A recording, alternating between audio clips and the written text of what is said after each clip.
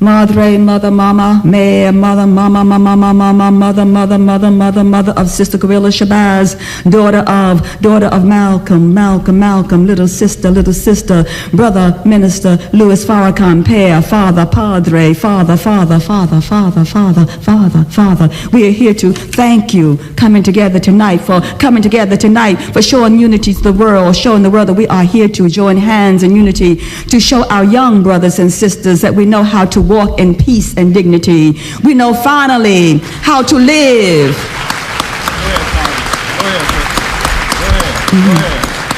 We know finally how to live off our lives instead of our deaths. So brothers, sisters, wherever you are listening to us, smell their courage. I say smell their courage, and smell your courage, and taste their courage, shaking our memory, making us reinvent ourselves in the year 1995, when silence is the order of the day. We are here then because, and our work and their work, and our work and their work was neither just father or son or mother or daughter. Our work was midnight rise and morning marches. Our work was moving in and out of smoke-filled jails and jeers, and above all, our work was courage. I say courage. Can you taste it? Can you say it? Can you breathe it? Can you walk it? I say courage. Courage, brother, courage, brother, sister. I say courage. Of men and women moving a people to a glimpse of their greatness. We are soldiers in the army. We have got to fight. We've got to fight. We are soldiers in this army. We've got to fight. We got to fight until we die. We are here because we are the first man, woman on this earth. Can you imagine? Have you forgotten that?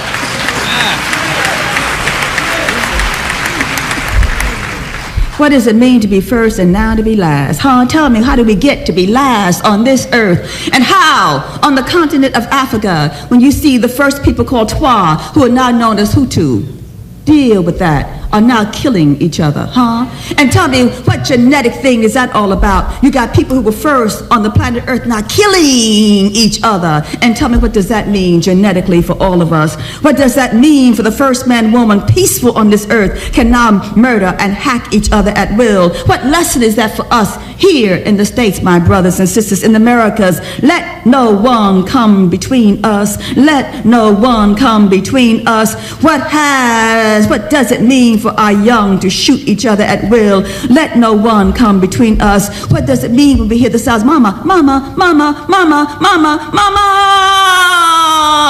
daddy, daddy, daddy, daddy, daddy, daddy, daddy, daddy, they're killing us, they're killing me, they're hacking me. I'm running from the soldiers, I'm running to the soldiers, towards my mama, and she is waiting there for me, smiling, and she is raising a sword, and she is hacking me to death.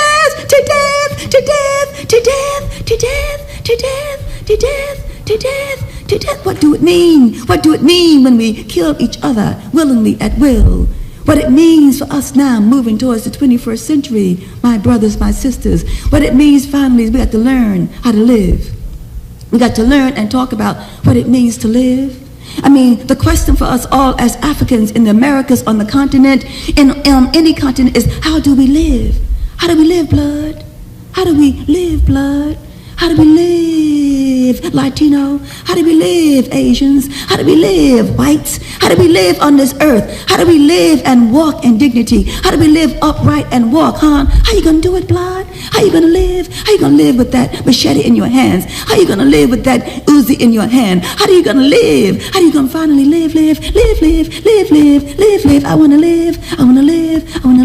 wanna live like Malcolm. I wanna live like Malcolm. I wanna live forever. I want to live forever, and we live forever if we work, organize, come together, work, organize, and come together, and we will live forever. Work, organize, brothers and sisters, organize and work, and it will get better in 3 words. eBay,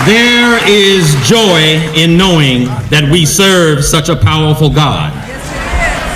There is joy in knowing that the God we serve is the beginning and the end, the Alpha and the Omega. Dear God, thank you for keeping and maintaining our princess, our queen, Dr. Betty Shabazz. You see, Malcolm indeed was our shining black prince. And surely again, it was you, it was the work of you, O Allah, that provided Brother Malcolm with his princess. Oh, what a princess she is. Malcolm's princess and the queen of a needy people. Betty, we love you. We want you. We need you. And you need never worry again. Through the blessing of Almighty God, we will forever take care of you and your family.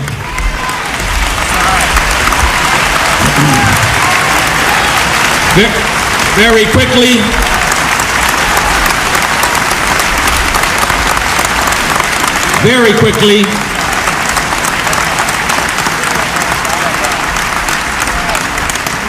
we did not really come here for a social affair. This is a serious evening. And to, in part, demonstrate our seriousness, my wife and I am not sure what the collection or the process of further raising money is going to be. But I did need her permission when it comes to the checkbook. So as she sits there, she has given me permission to stroke a check tonight to start this off to the tune of $10,000 for you and your family.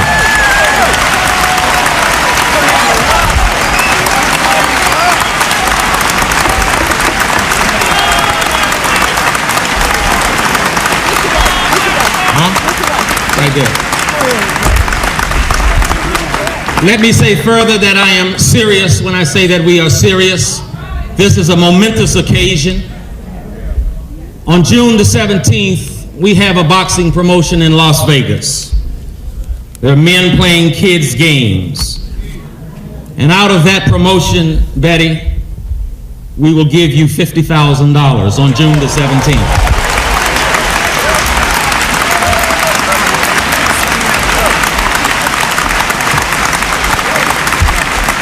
And Betty, there is a boxing match that the world is waiting for. And that particular boxing match pits Riddick Big Daddy Bo against Mike Tyson. And Betty, we think that within 12 to 15 months, that fight will take place. Go ahead. And what we are pledging and guaranteeing that when that fight takes place, we're going to divide equally between the Shabazz family, the Nation of Islam, and that great institution in Washington, D.C., Union Temple Baptist Church, $1 million.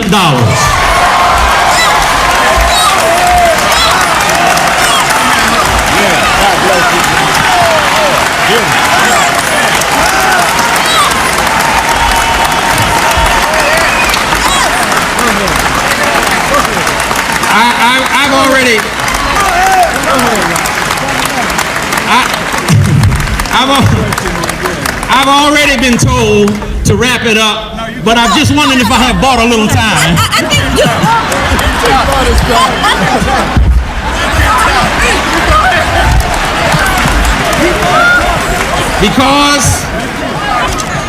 Because I'm glad that we can share a little joy, but we know that it is a sad and cruel and painful fact that our leaders, bold black men who dare to liberate us, get taken away from us at an early age.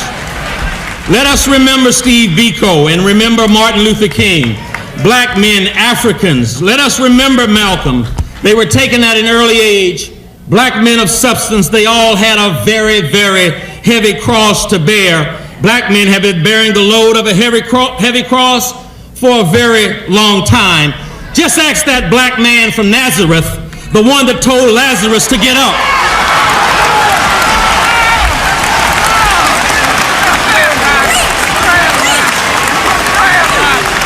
Our friend, many of us who are here tonight have a dear friend who passed on. He was a reverend, a minister, an angel of God. His name was Tom Skinner.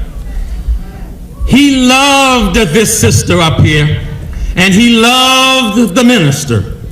And I see Tom sitting high and looking low. And you know, Tom always had those big scruffy shoes on and that wonderful, big, pretty, loving smile. He knew so well that sweet black Jesus had such a heavy cross to bear. Tom Skinner lived for, and he would have died for tonight.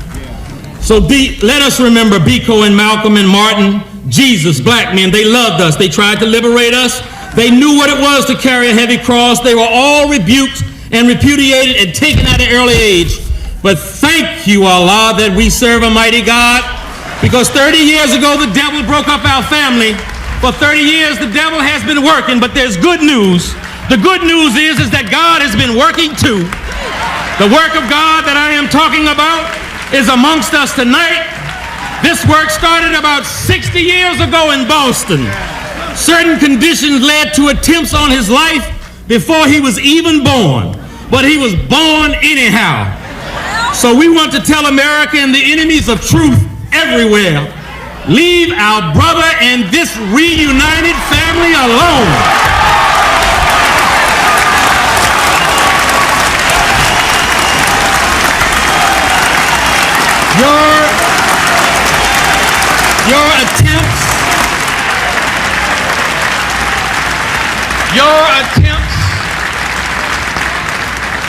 Your attempts to kill Farrakhan and your attempts to kill this unity, we are rendering to child's play.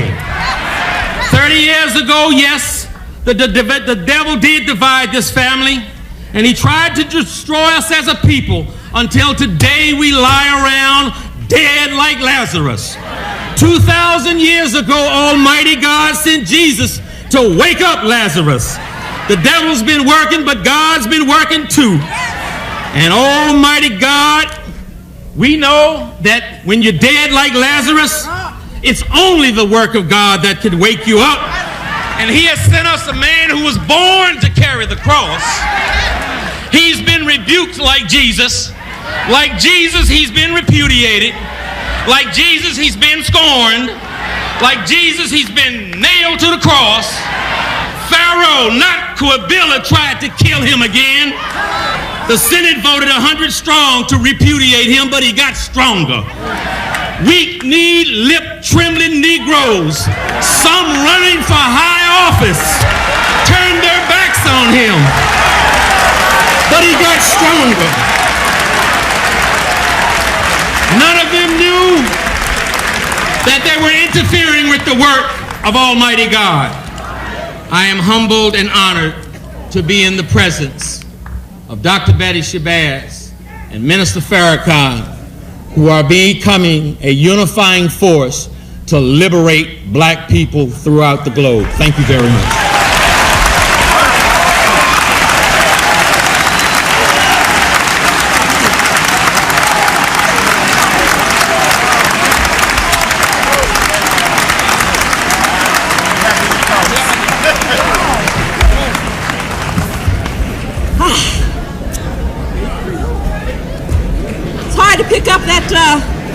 That pace after Rock Newman. It's all right. From Chicago, Dr. Conrad Worrell. We've been talking about money in a very serious way. Brother Rock Newman has. We'll now hear from Dr. Conrad Worrell, who is the chairman of the National Black United Fund, the organization which funds us.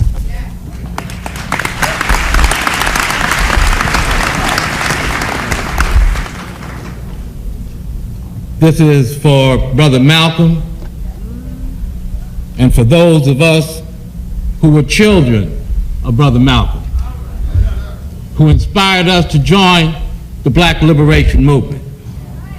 Assalamu alaikum. Habarigani.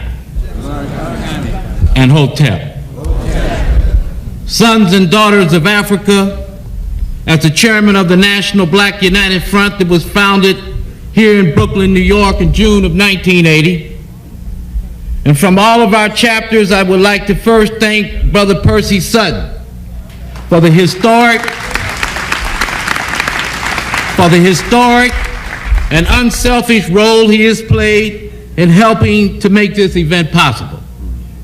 The historic role of the Apollo, particularly now that it is in the hands of Africans, speaks to our continued quest for economic emancipation.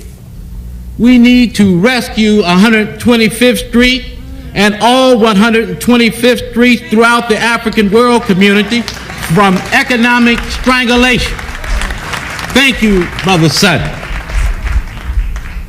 I'd like to thank Dr. Betty Shabazz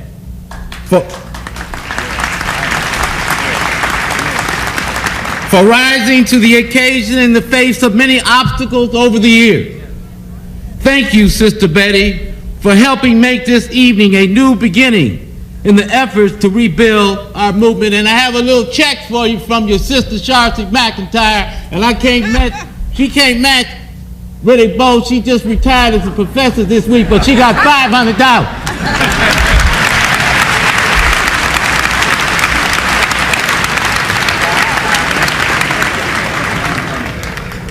Thank you, Minister Farrakhan, and all the brothers and sisters in the Nation of Islam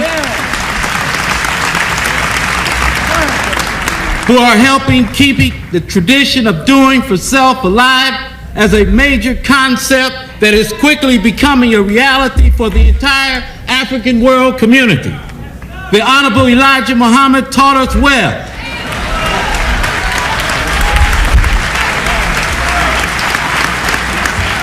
that doing for self is essential ingredients of our race to survive, as our esteemed elder, Dr. John Henry Clark, has also taught.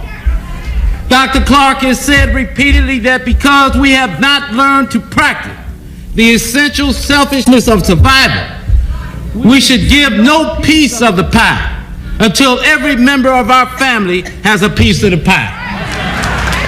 To the co-chairs of this meeting, my friend Chief Leonard Muhammad, and my other longtime friend and homeboy Hakeem Matabuti, thank you both for staying on the proper course and pulling all this together. In the process of exercising the right of African self-determination, and in the face of the intention of the non-African world to dispossess us from the universe, it is appropriate that we draw our revitalization and sustenance, as Dr. Jacob Carruthers says, from the deep well of culture and the cycles of reawakening in our traditions of Winnie Masu.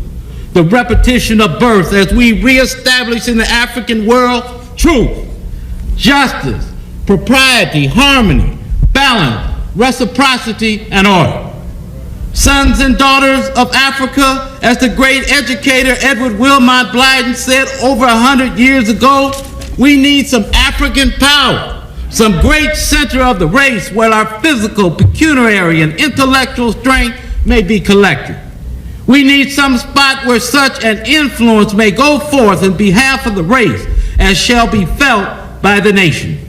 We are now scattered and divided. We can do nothing. So as long as we remain thus divided, we may expect imposition. And African nationality is our great need, Brother Lynn. Simply put, brothers and sisters, what we need is to return to the idea of black power. The recent opening of the Salam restaurant in Chicago by Minister Farrakhan and the Nation of Islam is a great inspiration to the idea of black collective power. I agree with Minister Farrakhan when he explained in a press conference prior to the opening of the Salam restaurant that with the climate of the country as it is, welfare reform, the attack on affirmative action, our people in America are going to have to learn we must stop depending on others to do for us what we could, what we should, and what we must do for ourselves.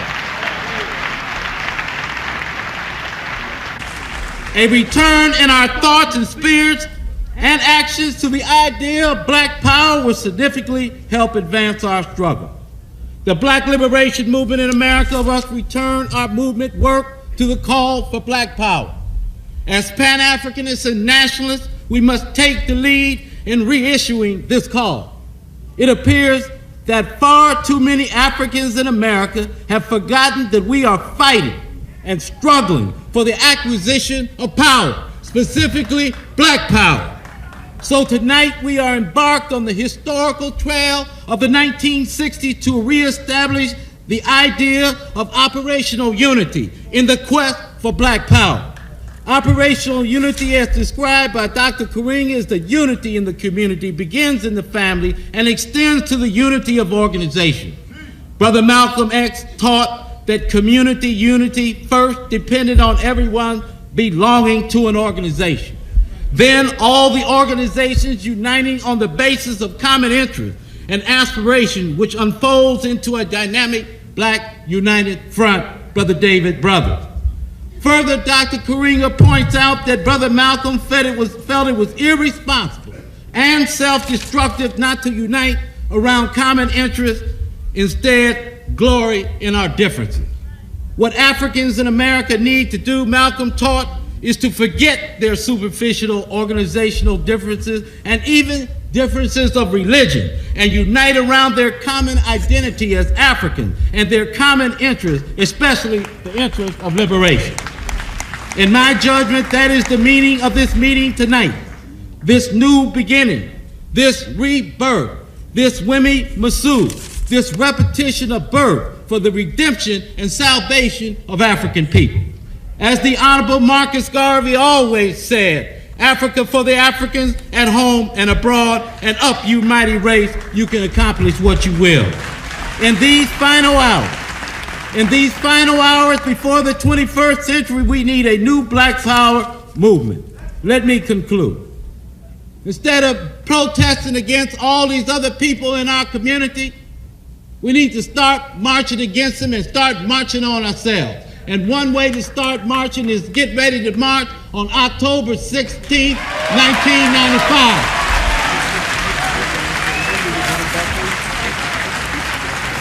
And in conclusion, finally, as Dr. Clark always teaches, that history is a compass that people use to find themselves on the map of human history.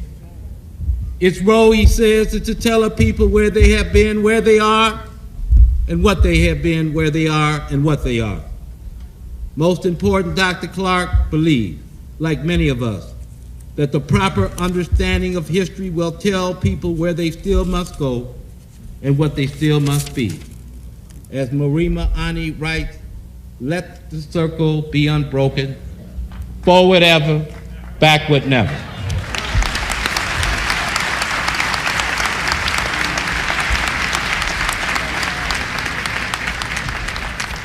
I need to correct myself. I was so excited by Rock Newman pledging that money that I introduced Conrad Worrell as being from the Black United Fund. It is, of course, as it says in your programs, the Black United Front, which is a Pan-African nationalist organization based in Chicago, longtime activist.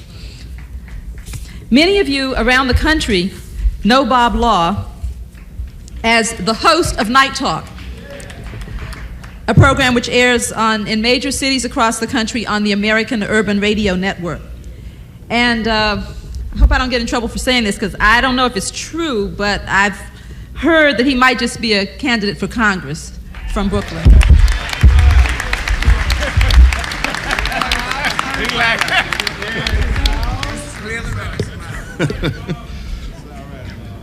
I think I can do this quickly. I'm really honored to be a part of this particularly significant occasion. Who would have thought that when this young sister Shabazz was arrested, accused of plotting against the life of Minister Farrakhan, who would have thought that it would be a catalyst for solidarity?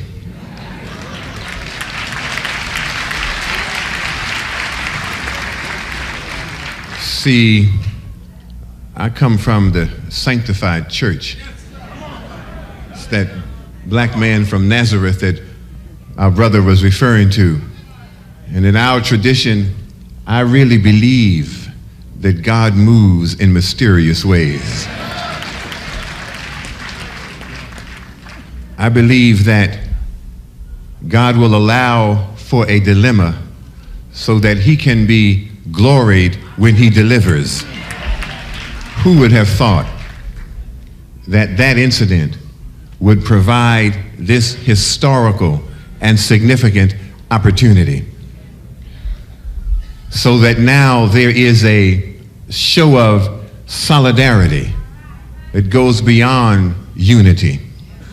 It is a show of solidarity, and it is a demonstration that, as Dorothy Love Coates said, some of y'all know about the gospel harmonettes, who warned the enemies of African people that when you dig one ditch, you better dig two, because the trap you set just might be for you.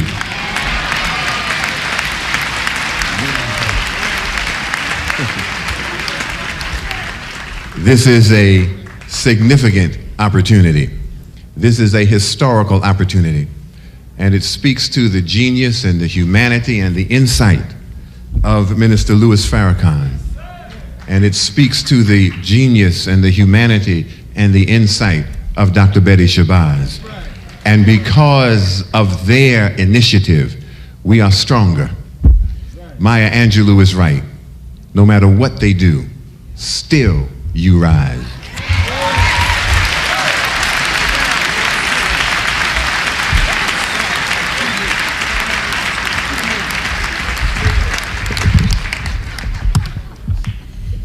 As my pastor in Washington, or my former pastor when I lived in Washington, Reverend Willie Wilson of Union Temple Baptist Church, had to get that in, always says, we come now to the most important part of our service.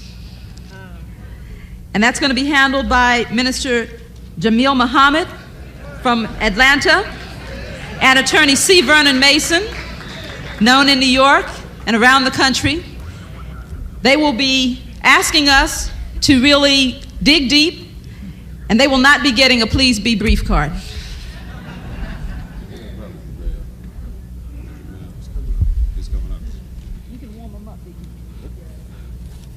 It is amazing coming behind Bob Law. I have never heard Bob Law speak for 2 minutes. Give him a round of applause just for doing that for all of you around the nation. Sisters and brothers, we began working on this as Brother Jamil comes up last Saturday. And Sister Betty, Sister Khadijah, Minister Farrakhan, the spirit has been so high. Our hearts have been so mended. There is so much love in this room and around the nation. We want to thank Almighty God. We want to thank, as a matter of fact, I have never in all of when I was practicing law, I never thanked the government for a conspiracy. But FBI, thank you for this one. Thank you for this one. Because what the people who had the legacy of J. Edgar Hoover meant for evil, God and Allah turned into good. And we are here 30 years later. I told my children that they had to be here tonight, Sister Betty, Minister Farrakhan, Sister Khadijah. I said because we had in our lifetime the March on Washington. We were not physically there, but we were there in spirit in South Africa. But here, what you have done is unconditional love. What you have given us tonight is something no person can pay for. No person in this room and around the nation watching this can say anything other than all that you have done for the black family around the world. All that you have done so that you are our example.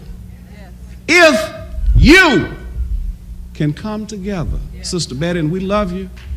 If Minister Farrakhan, who we love, I owe him a tremendous debt. All the cases that I've had, call me. When all of these things happen with us, we're going to raise some money in 1 second, but I just want to tell you how important this is. Because we're not here for a social event. This is history. This is a political event. People from all over the world saying, if those folks can come together, y'all better look out. Y'all better look out. So we thank you for that. Now I'm going to call Brother Jamil up here. Brother. Do y'all feel as good as you look tonight? Tell the world. Tell the world. Let's go back in time on the issue of attacks. John Oliver Killing said attacks against black leadership are going to multiply as the conflict increases in intensity. Witness what happened, he said, to the 3 M's, brothers Medgar, Malcolm, and Martin. When did he say it? 1963. He saw it coming.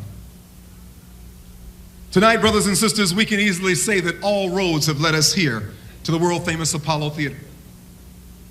Our entire history as a people has led us to this moment in time. And you got to give the devil his due. The devil made us do it.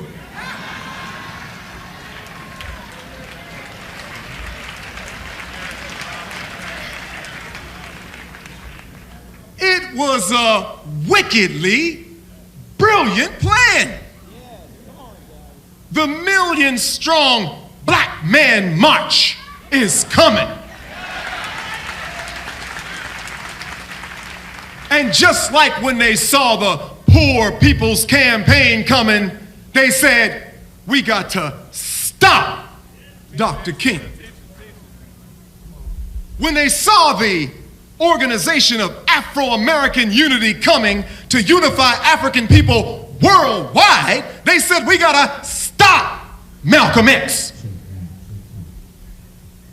When they saw Jesse Jackson's presidential campaign come and saw Minister Farrakhan stand with them, they said, we've got to stop this unity now. They were concerned about that. And so they wanted to know, we got a 1 million man march coming in Washington, D.C. 1 million black men is bad enough in D.C., but what they gonna do when they go home? What are 1 million black men who come to Washington, D.C. going to do when they go back home? So how do we stop Farrakhan? How do we stop the black nation from rising? They pulled out a time-tested strategy, proven effective across the years. Divide and conquer. They thought, we'll use Malcolm's family. We'll put them under attack again. Set up one of his own children with an assassination scandal on Farrakhan.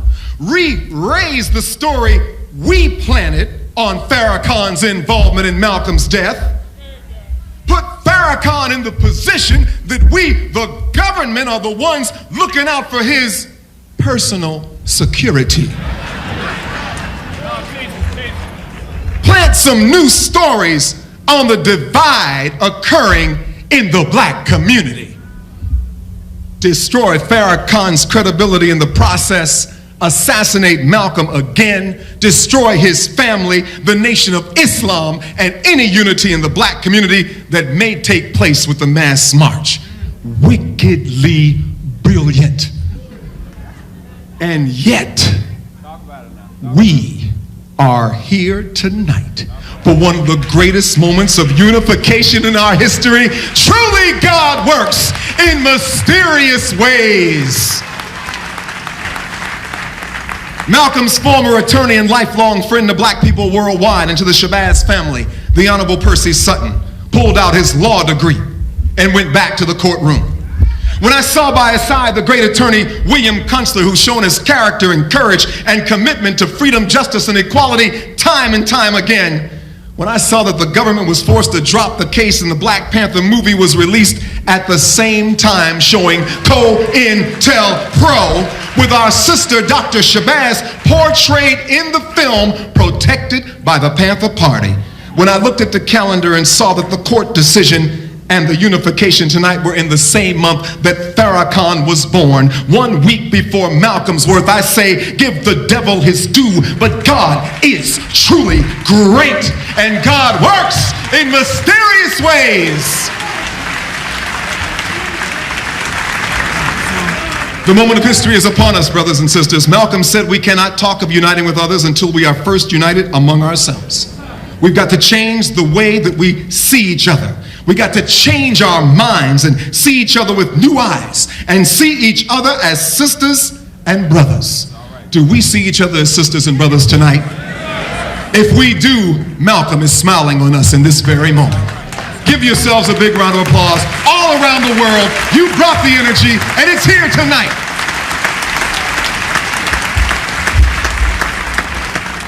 We are pleased to bring in a brother from the Windy City of Chicago. He is a poet. He is a publisher.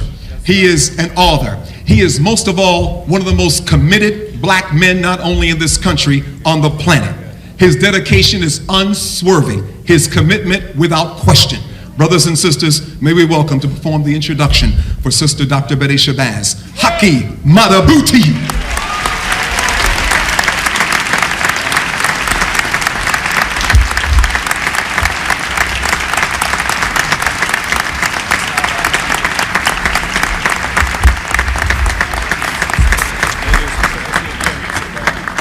Assalamu alaikum.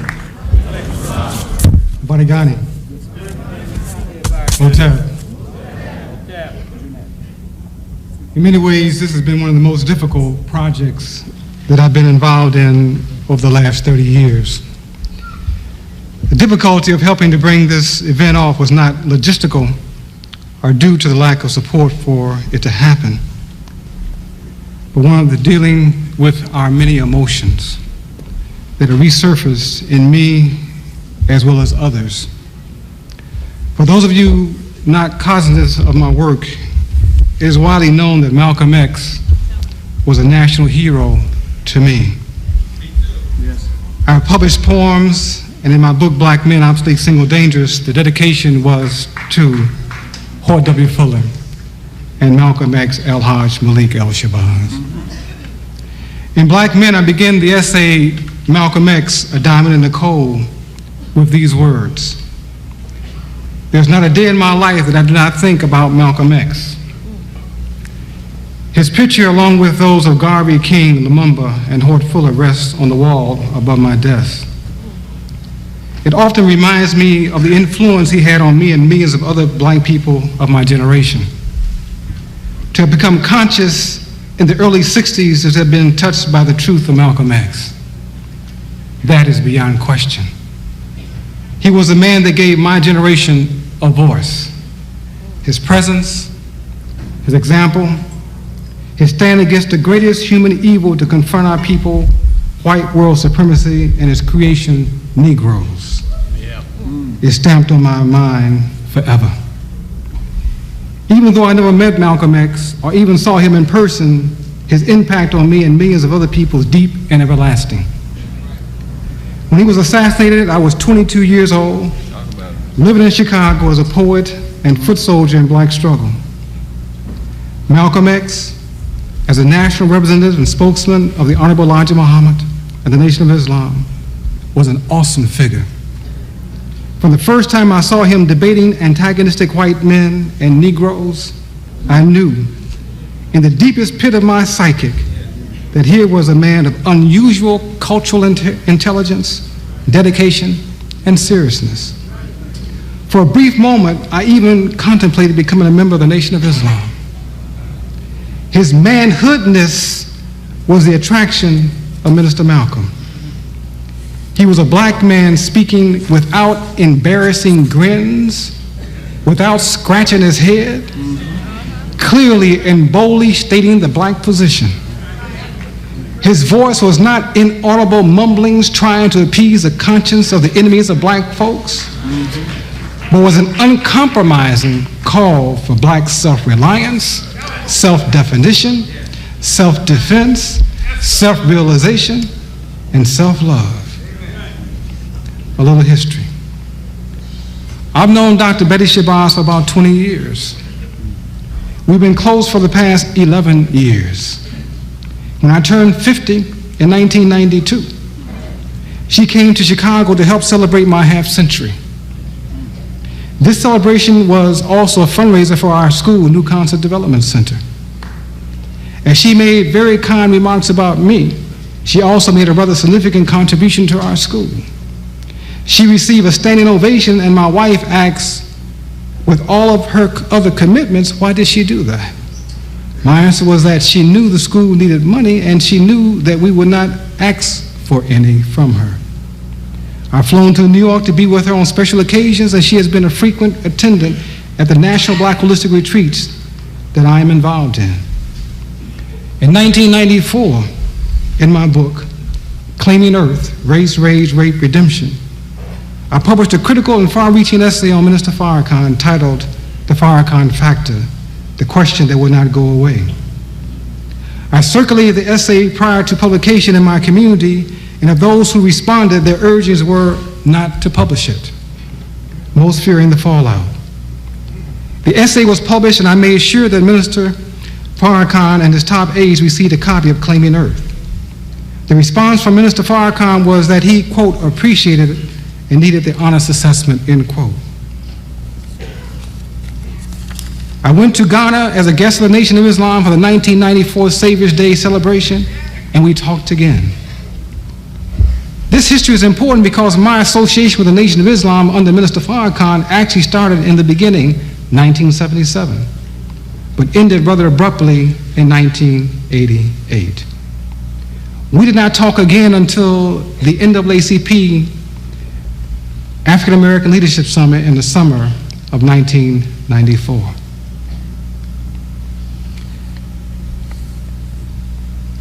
Through the teachings of Malcolm X, millions of people the world over were elevated and given a new perspective on local, national, and international affairs.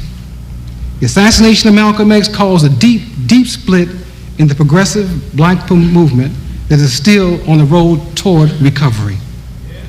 This meeting, this evening, is obviously not the answer, but it is the opening of the book. It is historical and significant, and it helps us get us through chapter 1. That's right. This meeting is for our children. That's right. How and why has it come about?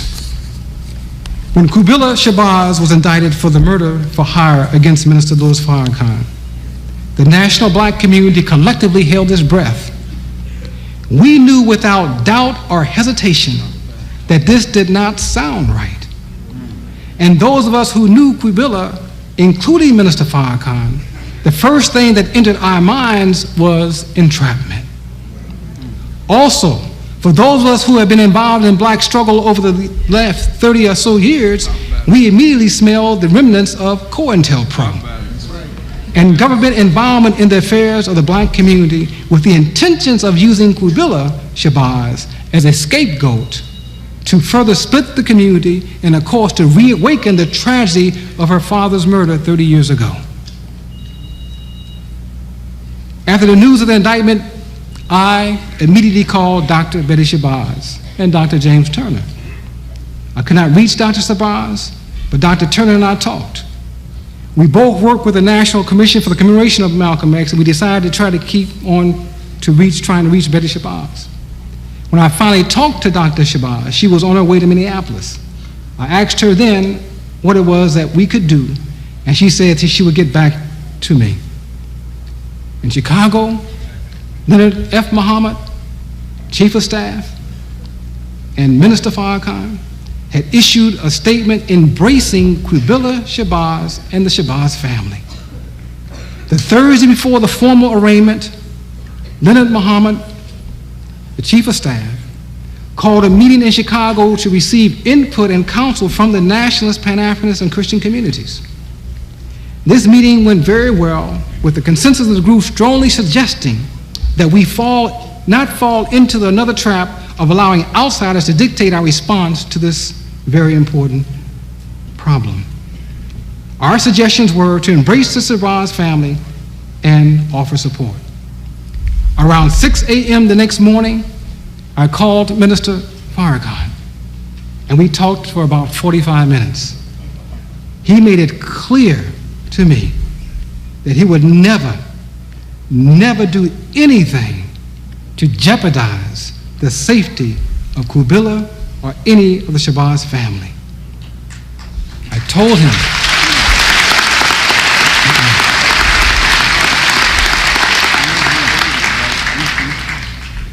he talked about the impending press conference, and I told him that I would not be at the press conference, his press conference. I was going to Minneapolis to stand with and lend support to Dr. Shabazz and Kubila.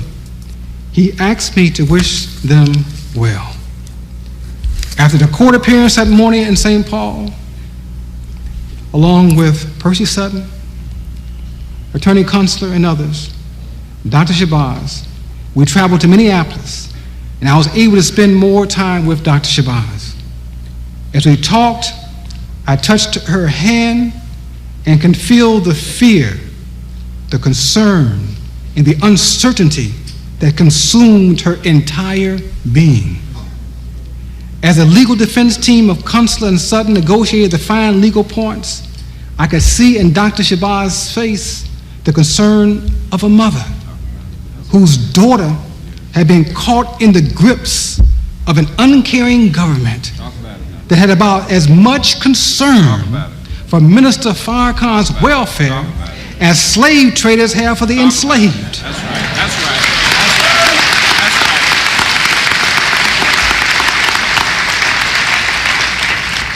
She, Dr. Shabazz, asked me to convey her heartfelt thanks to Minister Farrakhan for his remarks at his press conference.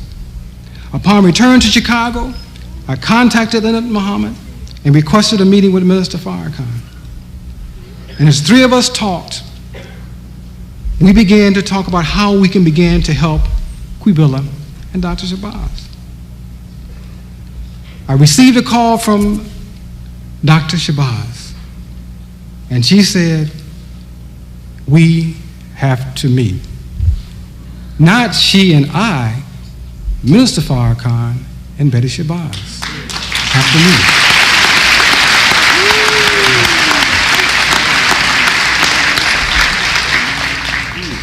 The important thing here, brothers and sisters, is this. This is not the first meeting of Dr. Shabazz and Minister Farrakhan. The meeting happened 6 weeks ago. 6 weeks ago. Only about 6 or 7 persons know that the meeting took place. And then the meeting taking place in itself was a serious trial of not only the bravery, but the constitution of Dr. Shabazz. Why? There was a problem setting up the meeting, 1. 2, where we have the meeting. 3, how will we get all the parties there? Not to go into too much detail, but I'm flying out of Chicago the morning of the meeting. Minister Farrakhan and his chief of staff and family flying out of Chicago on the morning of the meeting, and LaGuardia Airport, where we are to meet, is fogged in. I'm coming into LaGuardia, the plane is taken to Philadelphia. Dr. Shabazz is at the hotel waiting on me and another person. The 3 of us are to meet with the Farrakhan family and delegation. I'm in Philadelphia trying to get to New York. Dr. Shabazz is in the hotel by herself with her driver. And obviously, and if you ever try to talk to Shabazz on telephone, forget it. she does not use the phone, you see. She does not use the telephone at all.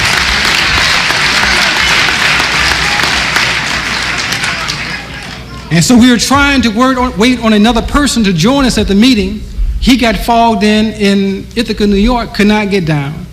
And so Dr. Shabazz and I went over to the airport to meet his plane. Of course, he wasn't on it. So this time, Leonard Muhammad is concerned about time, is concerned about the logistics, concerned about Minister Farrakhan and his family, because they're over in another terminal in the United Lounge waiting for us. We're over in the U.S. Air Lounge waiting for another party. So we decided, in our collective wisdom, to move Minister Farrakhan and his family over to the U.S. Air Lounge and meet, which we did. And the meeting was profound. The meeting was spiritual. The meeting was a coming together and an understanding of the serious times that we're having. And at that meeting, Minister Farrakhan, Louis Farrakhan, Honorable Louis Farrakhan, said, we have got to help this family. We need to help this family.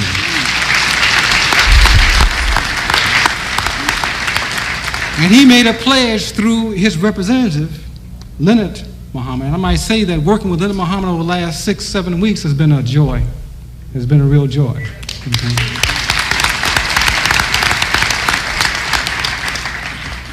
They put on the table that we will commit to raising a minimum of $250,000 for the Shabazz Family Fund. And that's how we got here tonight. That's how we got here tonight. I contacted Dr. Conrad Worrell and others in the Nationalist Pan-Africanist community. We began to pull together that community. The Nation of Islam, through its good offices, began to touch its community and the national press. That's how we are here tonight. Well, we got here tonight in less than 2 weeks because we were trying to get the Meadowland and they said no. And so we went to our friend, Mr. Percy Sutton, and said, can we use the Apollo? And that's all we had to do was ask to use the Apollo.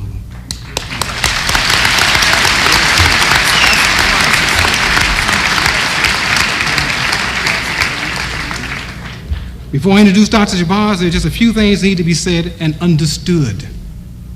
It seems to me that 1 generation and a decade is enough time for us, outside of the Shabazz family, to learn from the mistakes of history, thus freeing our children to grow.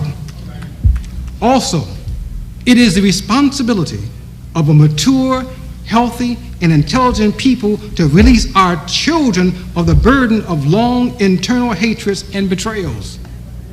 As we meet this evening, the Hutu and Tutsi people of Rwanda are ripping each other's hearts out. In Liberia, the center has given way to little men with guns. In Nigeria, corruption, greed, and political betrayal are burning at the edges of that most promising of nations.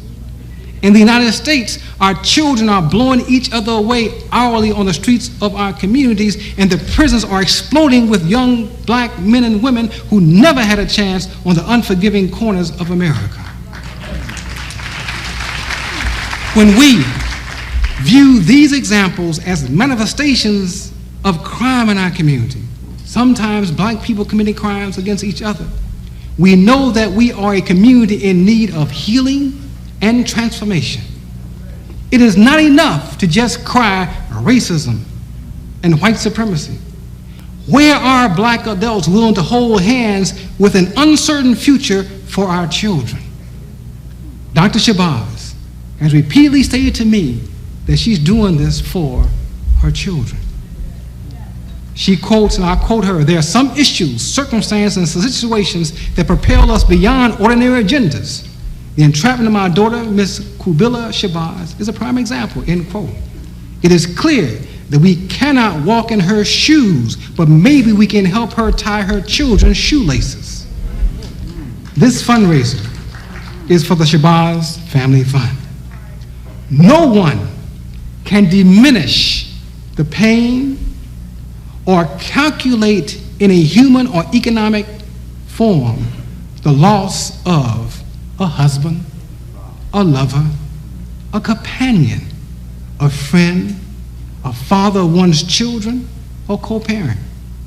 No one can measure the depth of the hurt and hardship that Dr. Shabazz and her children have had to endure as a result of the loss of Malcolm X. When Martin Luther King Jr. was assassinated, the King family received national and worldwide support and spiritual well wishes from blacks and others around the world. When Malcolm X was killed, Betty Shabazz had a small extended family, but it was nothing like the support given to others who experienced similar tragedies. There sat Dr. Shabazz in an aloneness that is still with her today. Here are some facts that are often overlooked. After the death of Malcolm, 1, Betty Shabazz was pre-30 with 4 children and 2 on the way. 2, she continued to receive death threats after the assassination. 3, not knowing which faction of her former community to trust, she became isolated. 4, there was a petition to keep her out of her home. 5, there came a series of part-time jobs and a re-entry into higher education. 6, the struggle with the economic battle to educate her children was ongoing. 7, she earned her master's degree from Jersey City State College as a mother of 6 children.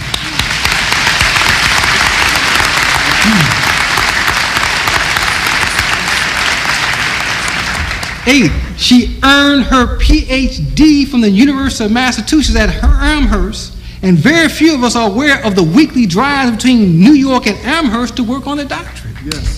Just think about that. Think about that. 9, she has had a professional life that allows her to reach out to others and rise above the limited expectations of others, especially her detractors. It is obvious that Betty Shabazz has had to live multiple lives, double and triple roles: mother, worker, student, mother, worker, graduate student, protector, mother, worker. However,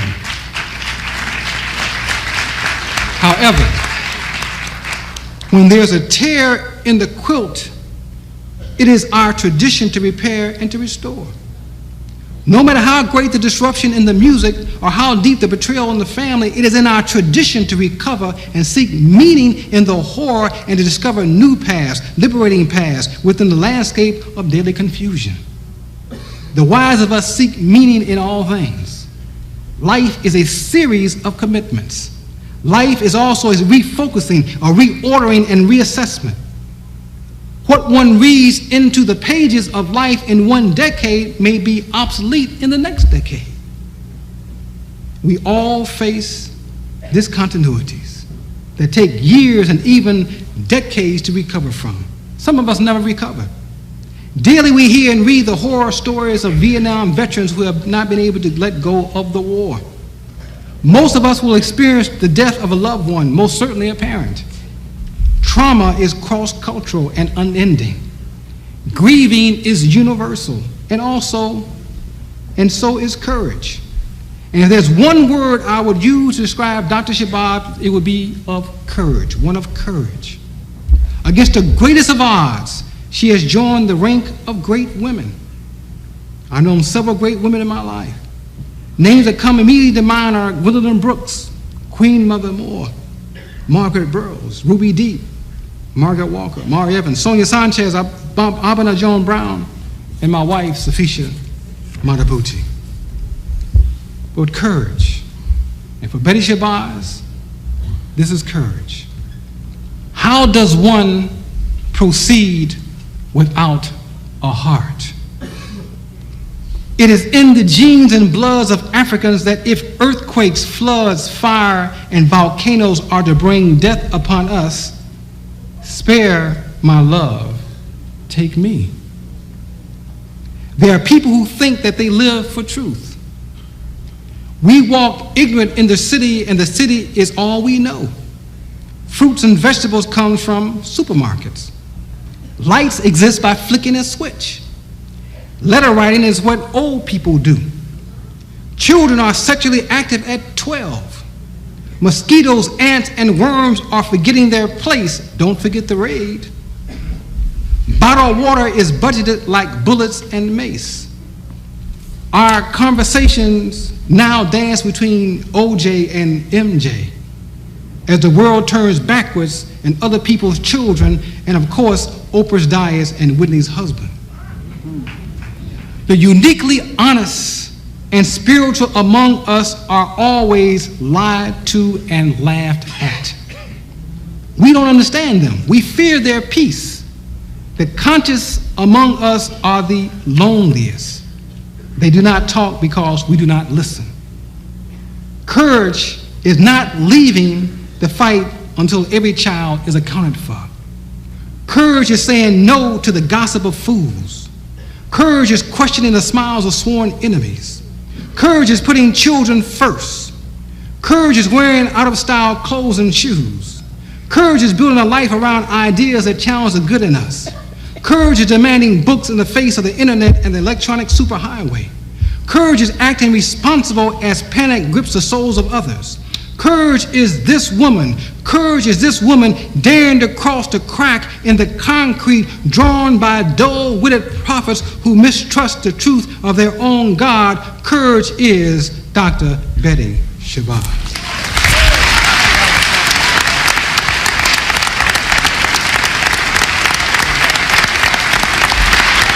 Thank you, thank you, thank you. Thank you. Thank you very much. Thank you. I thank you very much. Somewhere out there, Stella Shabazz is here. She came all the way from Savannah, Georgia. Where are you? God bless you.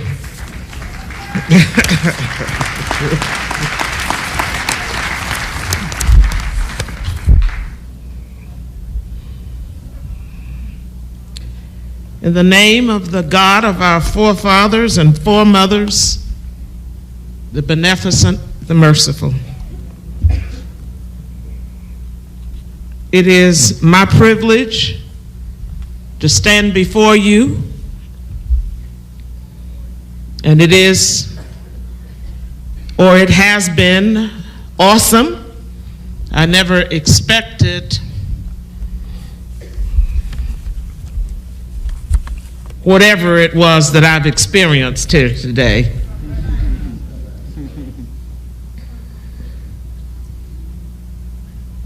One of the things that Malcolm always said to me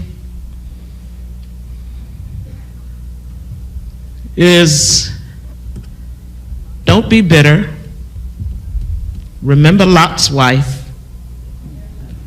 When they kill me, and they surely will, you have to use all of your energy to do what it is you have to do. And I've tried very hard to do that. Yes, you did.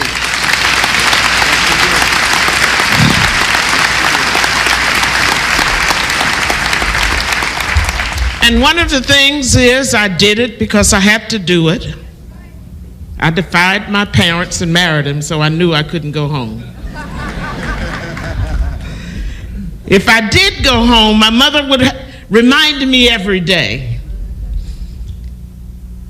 so that I knew that I had to do what I had to do. But I was never fearful. Please understand it. Malcolm took the fear out of my heart, out of my mind, and out of my existence.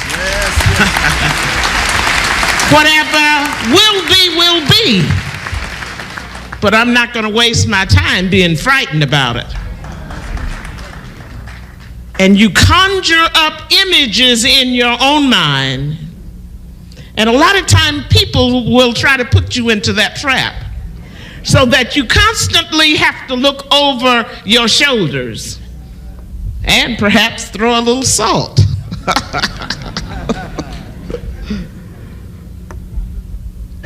So that I have tried to do what it was that I had to do. And another thing he said was, be bright and smart and all of that, but always try to be humble. If not 24 hours a day, at least a portion of the 24 hours a day. And a friend of mine was saying that, remember, the world rotates every 24 hours. And she says, God have mercy on the soul that thinks they are sitting on top of the world as the world rotates every 24 hours, because you might find yourself mashed. To Mrs. Khadijah Farrakhan, to distinguished dais guest, to the honorable brothers and sisters, to the viewers and the various satellites that's transmitted, connected from the landmark theater that we call the Apollo Theater. I am delighted to have this opportunity this day, May the 6th, 1995, 8 days from Mother's Day.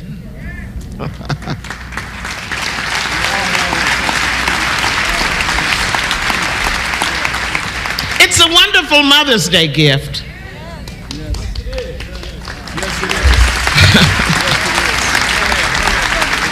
It is one that I will remember for the rest of my life.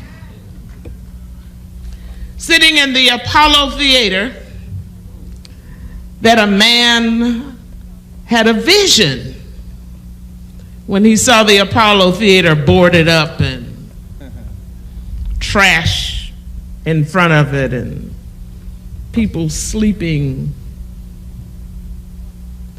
in the covers of the Apollo Theater. And whatever money his family thought he was going to leave, he put into the Apollo Theater to bring it out of bankruptcy.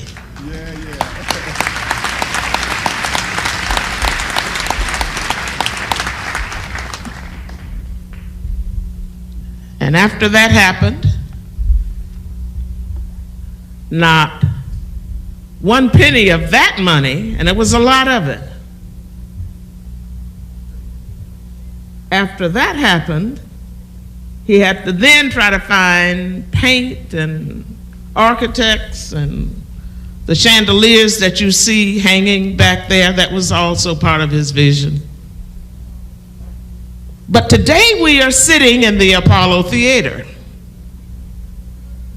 And when it was further putting distance between he and whatever little money he had, I understand that Congressman Rangel took over the honors. Give them both a hand.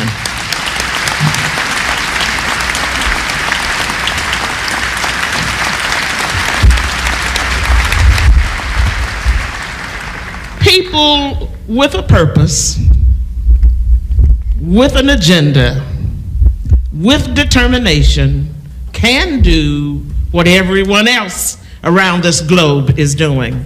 So that we applaud ourselves. And let me say to you that it is a specific, unique, intense, and focused pleasure to have the opportunity of this experience in quest of justice, to think so many people whose bottom line agenda was equity and justice. God says it, and legislated by man. What could be more honorable than that? My Methodist mother frequently said, "Find the good and praise it." Sometime I wonder if we have forgotten, because I'm sure if my mother said it, your mother must have said it to you. So that my purpose this night is to try to thank some of the people for reaching out to me. I would therefore like to thank the heads of organizations, civil rights leaders, sorority and fraternity members, service organizational members, some of the elected officials, members of religious organizations, members of professional organizations, and the good brothers and sisters who just keep the sky from crushing all of us. I would like to thank, in Brooklyn, they have some veterans. I would like to thank the veterans who kept the enemies at bay and have to come home and still fight for equity and justice.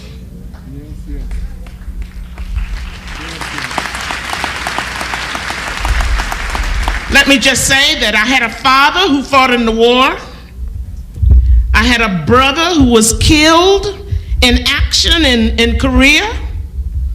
I had a brother who served in Nam. And I had a husband who served in the streets of America.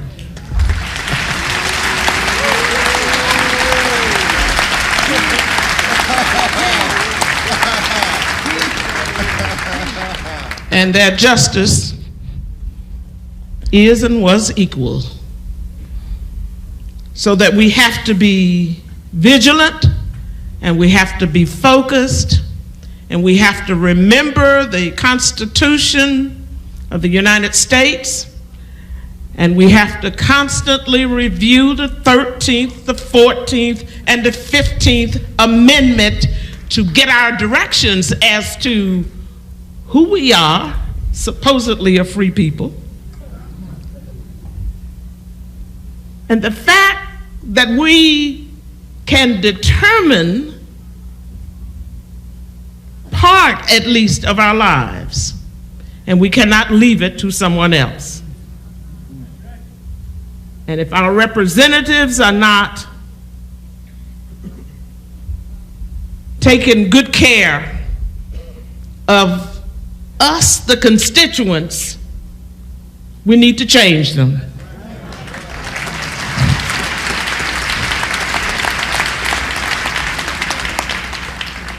One of the lawyers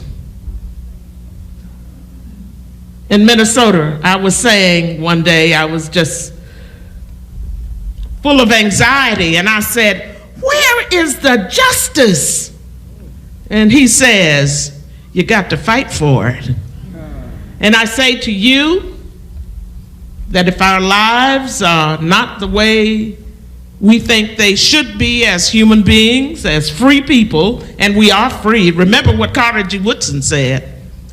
Some of us behave in such a way,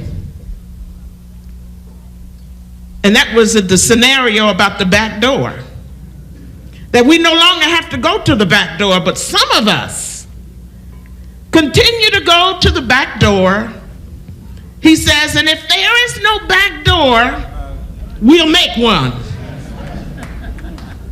We must look at ourselves and how we carry out our own lifespan and understand that we have to do more than what we have done in the past, because nobody else is going to do it for you. A lot of folks are waiting for some white folks, good white folks, to come in and straighten their lives out. You have not read the papers or watched the news. CNN is a good example. Destabilization is all over the world. It's not just striking our people, it is striking world people. So that if we want change, then we have to do it ourselves. Are you going to tell me to sit down now? Okay.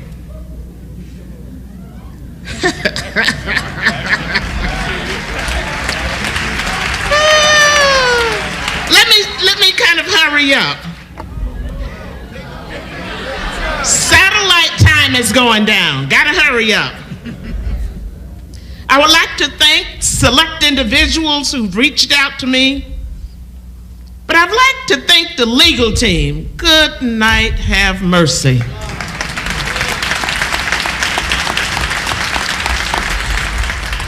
Part of the defense team was Dan S. Scott. I'd like to thank him. But a real dynamo was Larry Leventhal. He jumps up like a jumping jack. He didn't walk to give Counselor Mr. Sutton notes. He would do power walking.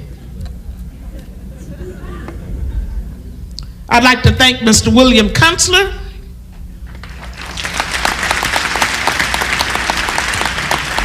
He is a credit to the American justice system. Last but surely not least, I'd like to thank Mr. Sutton.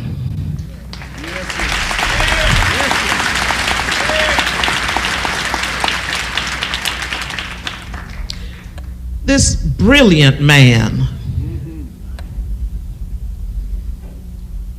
who encouraged the legal team,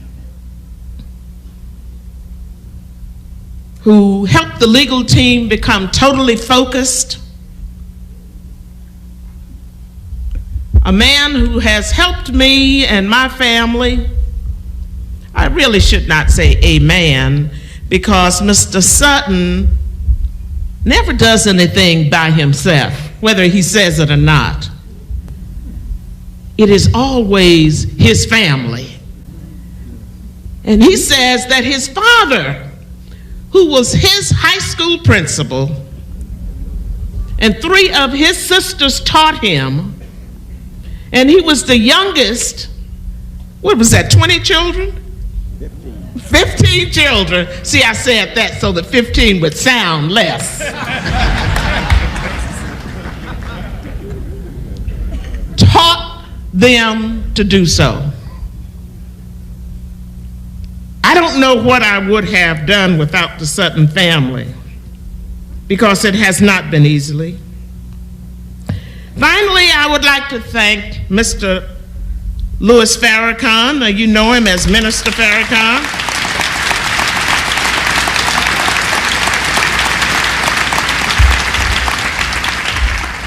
For his original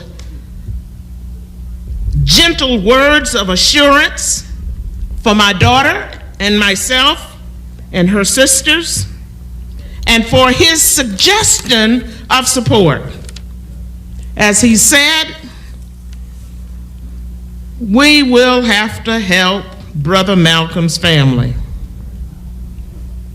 I like the way he said that, and I hope that he continues to see my husband as Brother Malcolm.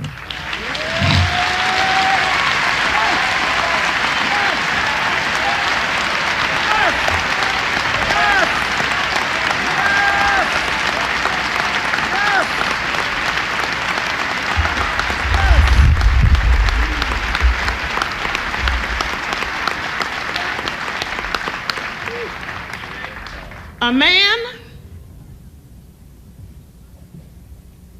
born of a Grenadian mother and a Southern black preacher father who was a Garveyite. A man who built every house he's ever lived in. A man who was a family man. Malcolm was 6 years old when his father was found under a streetcar in Detroit, Michigan.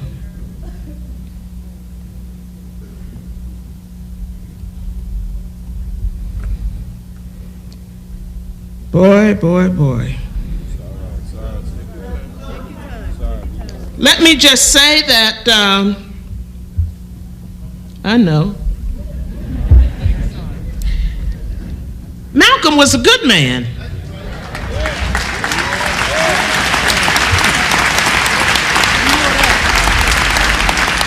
Now, if you don't think so, obviously you've been hearing something that you should not have been hearing.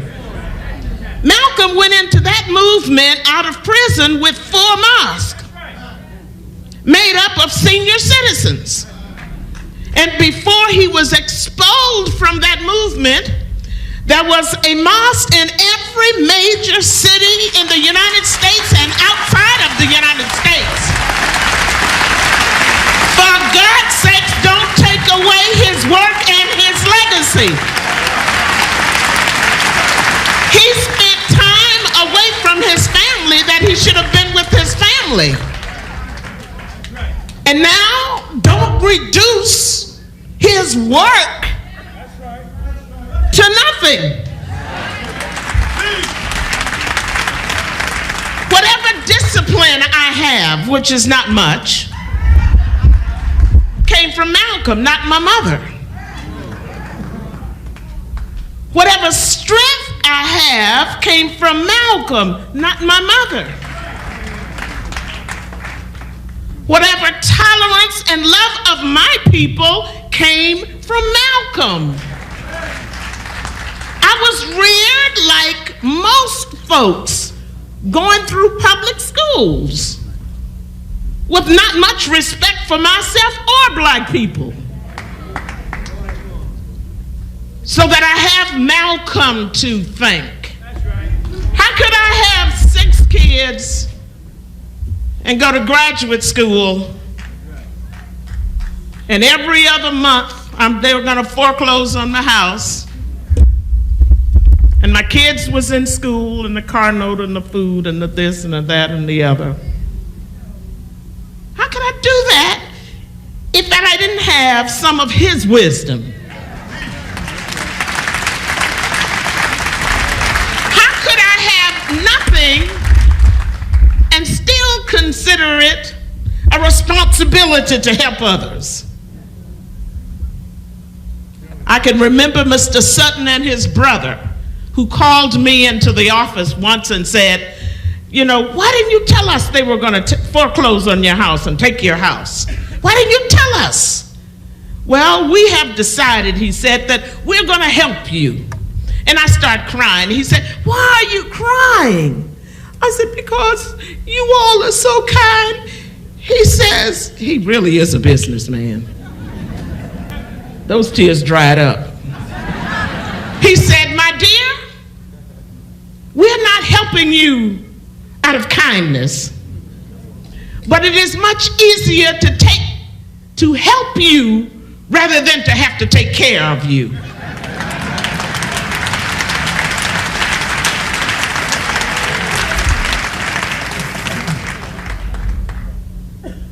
Minister Farrakhan, may the God of our forefathers forever guide you on your journey. May your conceptual framework keeps broadening, and may you take up the mantle and do God's work. May the God of our forefathers always guide us. Thank you.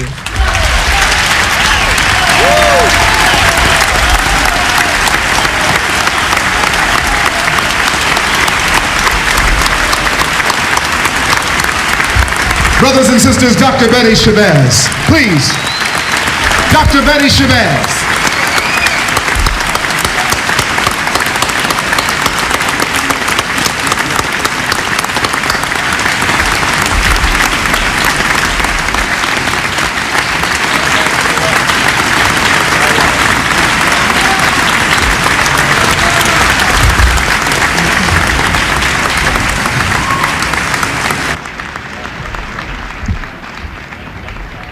In the interest of the time that is available on the satellite, and in light of certainly the moment that we've all been waiting for as well, connected with Dr. Betty Shabazz. We will introduce immediately for the introduction of Minister Louis Farrakhan, Nation of Islam Chief of Staff, Leonard F. Muhammad.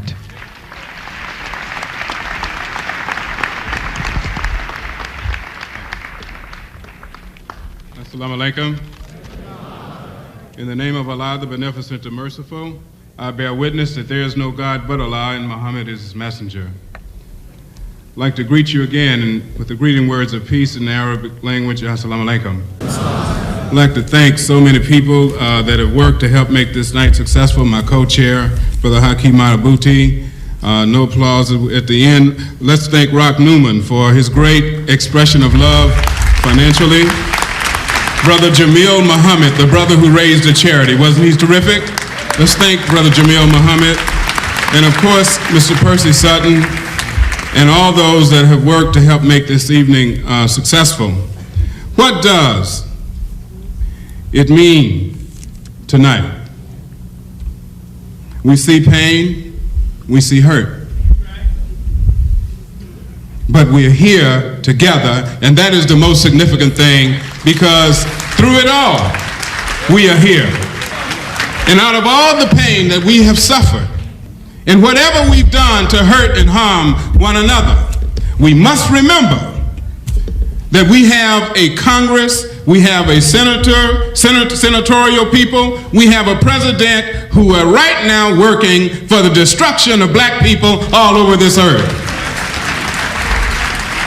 So I heard Reverend Jackson say once, he said, we have to see through our tears. That don't mean that we're not going to feel hurt and pain, but we have a future that we got to protect. Our babies deserve to live and prosper like anybody else's children. And we refuse to allow this government or any other government to relegate our children to the ashes as though they are nothing and flush them down the tube.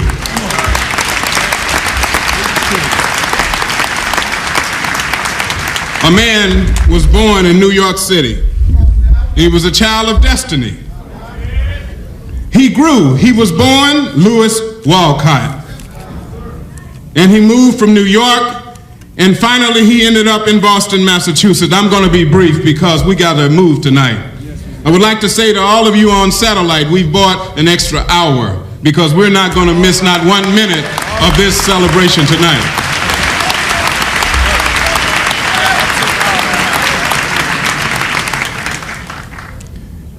He became Louis X through his development, after his training and after his development as a musician. And later, he became Louis Farrakhan. Who is Louis Farrakhan? I would say that Louis Farrakhan today, without any shadow of a doubt, is the #1 defender of black people here in America and all over the world. Make no mistake about that. We all have our difficulties and we all have our growth and development. We hope that our mistakes will be less than our successes. All of us.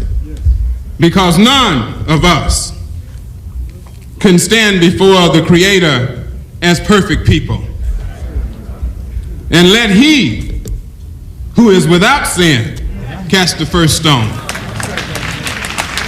What does Tawana Brawley, Mike Tyson, Geronimo Pratt, Reverend Charles Cohen, Marion Barry, Michael Jackson, Reverend Jesse Jackson, Vanessa Williams, Judge Alcee Hastings, Al Sharpton, and now Kabila Shabazz have in common?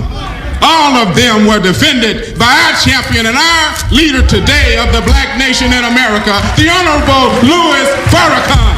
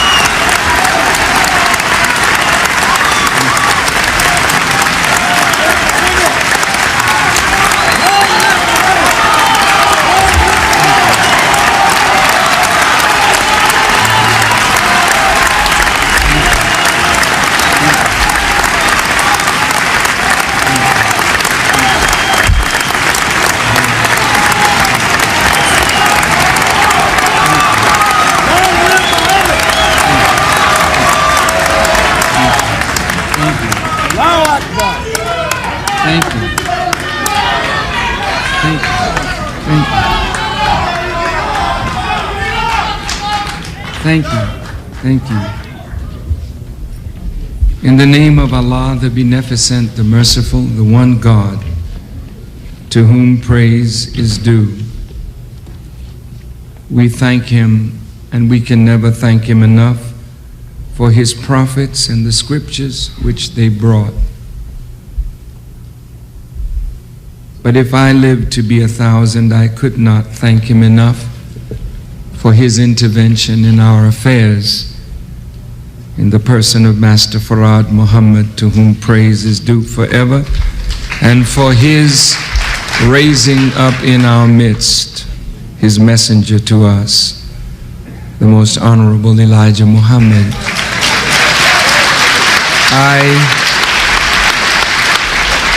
I greet all of you, my dear brothers and sisters, distinguished platform dignitaries, and our sister, Dr. Betty Shabazz, with the greeting words of peace. And we say it in the Arabic language, Assalamu alaikum. But it means peace be unto you. To this wonderful body of brothers and sisters who made this night possible, to Haki Madhubuti and to Leonard Farrakhan Muhammad, of course, first to Dr. Betty Shabazz, to Mr. Sutton, Mr. Consular, Congressman Rangel, to the many speakers who spoke, to the leaders who are present. It is a great honor and a privilege for me and for us to be here this evening at the world-famed Apollo Theater in celebration of the victory of God's intervention in our affairs. We thank Him for His guidance to us that caused us to see the snare and the trap in the evil machinations of those who attempted to ensnare and entrap the daughter of Malcolm X and Dr. Betty Shabazz. We thank Allah for His guidance to me and to us, that He enabled us to avoid an emotional response to the indictment of Sister Kubila that could have exacerbated present tensions and created an atmosphere similar to that which was created 30 years ago, that additional harm might be done to the Shabazz family, to the Nation of Islam, and to black people in general. I am grateful to God for this moment in time, and I am forever in His debt for having guided us safely to this moment. I am grateful to Allah for this victory of our unity over the wicked machinations of those in positions of power who fear our rise and the consequence of our unity. I am grateful to the government of the United States for releasing Sister Kubila, that she may go on with her life. I am grateful to Allah for the response of Dr. Betty Shabazz to our efforts on behalf of Sister Kubila. And I am grateful to each and every one in this audience and in audiences across this nation whose hope is brightened and whose joy is heightened at the possibility of our reconciliation. There's a Chinese proverb that says that the journey of 1,000 miles begins with one step. The loss of the sacred life of Malcolm X is comparable to a 1,000-mile journey, and our efforts represent a first step in a long journey that we pray Allah will bless, to end with total reconciliation of us as members of one family, that as the Holy Quran teaches, that our latter days may be better than our former days. It is said that there's a thin line between love and hate.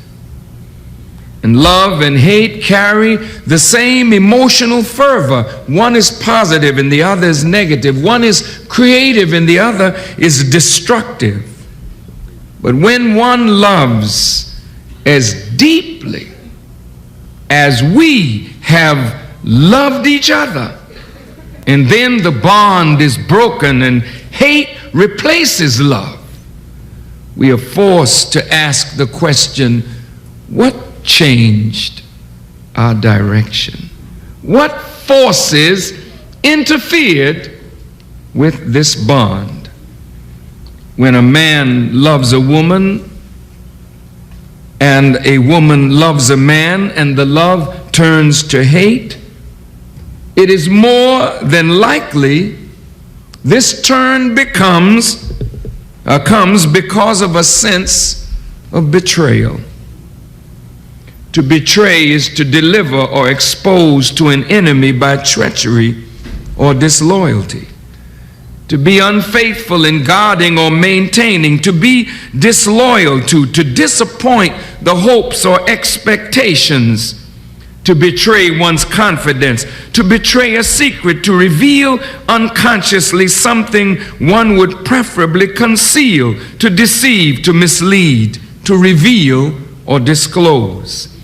Betrayal is when one loves and puts complete trust in an individual, religion, ideology, or program, and then that one feels that his or her confidence, trust, and loyalty was misplaced.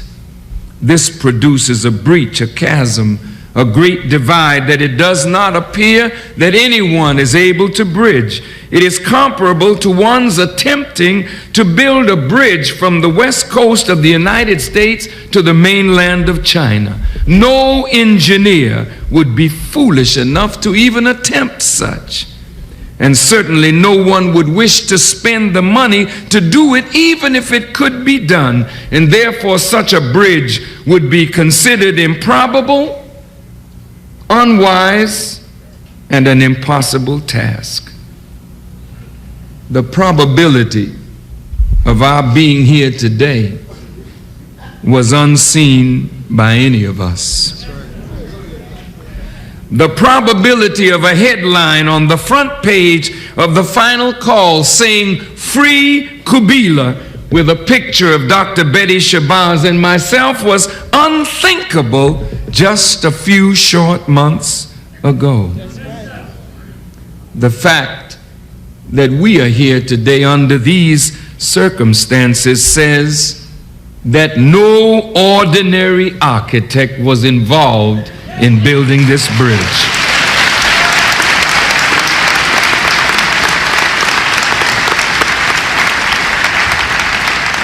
This had to be the work of a mighty God who desires our unity and the reconciliation of us as individuals and as a people. And so tonight I bow in complete submission and praise of Allah God for His great intervention that has given us this moment of victory. The scripture says, "This is the day that the Lord has made, so let us rejoice and be glad in it." Although this scripture is referring to the Sabbath, which is the Lord's day, this is a day or a period or a millennium given to heal the people who have been blinded and destroyed by the touch of Satan. This is the Sabbath. And we who have been blinded by the touch of Satan are in the process of being healed. I believe that the entrapment of Sister Kubila was part of a much wider conspiracy. There is no way that the government of the United States would permit Michael Summers Fitzpatrick, a member of the Jewish community, to assassinate Louis Farrakhan, knowing the possible repercussions that it could cause.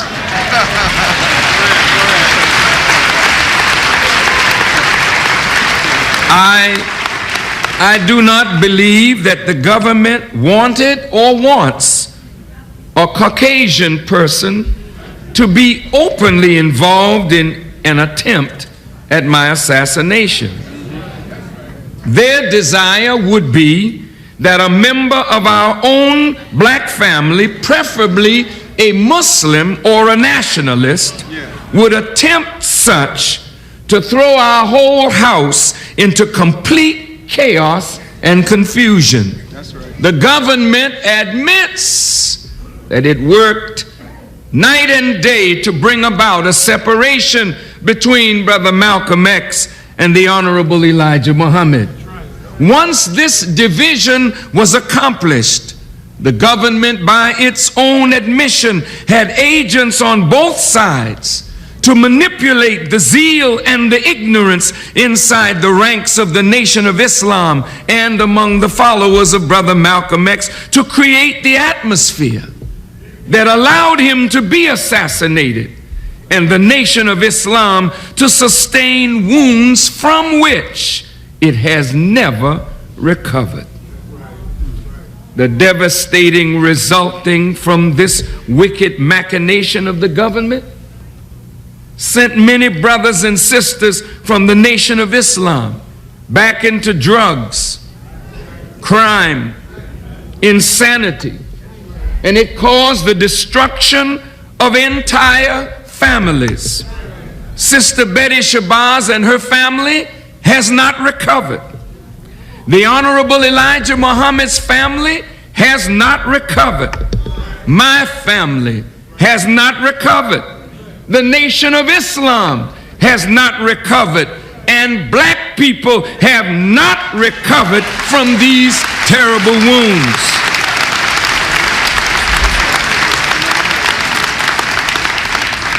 It is sad that there are those who do not want to see Sister Shabazz and I sit down to make an honest attempt at reconciliation when we are both victims of a wider conspiracy, a conspiracy that did not start with Malcolm X or the Honorable Elijah Muhammad, a conspiracy that certainly did not start with Sister Betty or myself. This conspiracy started with the government of the United States because of its hatred of the movement that Malcolm X and the Honorable Elijah Muhammad had generated and the effect that these two men were having on black America. J. Edgar Hoover was determined that no black Messiah would rise to unite our people in their quest of justice and true liberation. And untold sums of taxpayers' dollars were used by the FBI to hurt the legitimate movement of our people toward liberation. Our zeal, our love and hatred, our ignorance was manipulated by powerful outside forces. And the result is that members of the Nation of Islam were involved in the assassination of Malcolm X. And the nation has taken the heat and carried the burden of the murder of Malcolm X. We cannot deny whatever our part was. That is true. But we must not let the real culprit get away hiding his hand and keep us fighting and killing one another.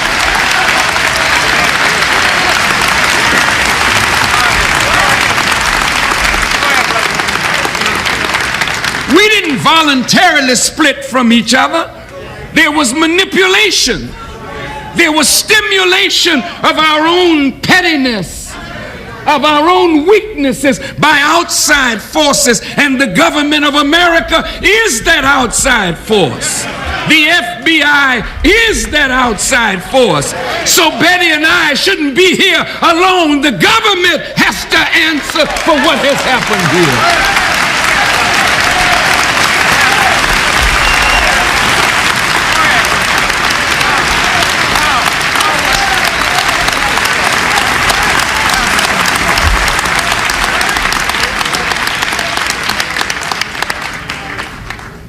We know the hurt of the prominent ones among us. But what about those other families? Families of the unnamed ones that are broken to pieces.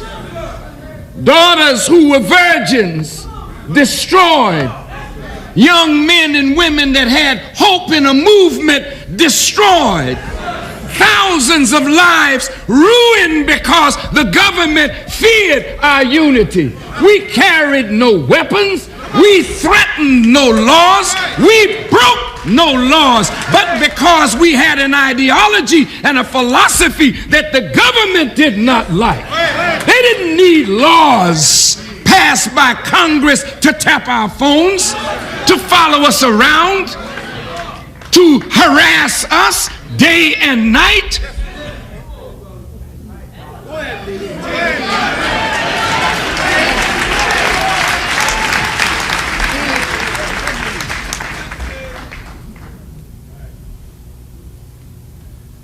Today,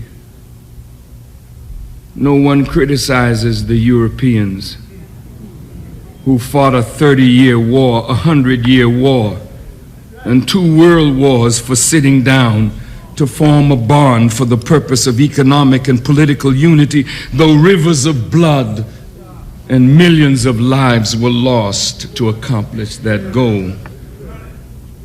No one criticizes the Germans, both German Jews and non-Jews, who sit together 40 years after the Holocaust and attempt to move forward for the sake of Germany. Their efforts are called progressive.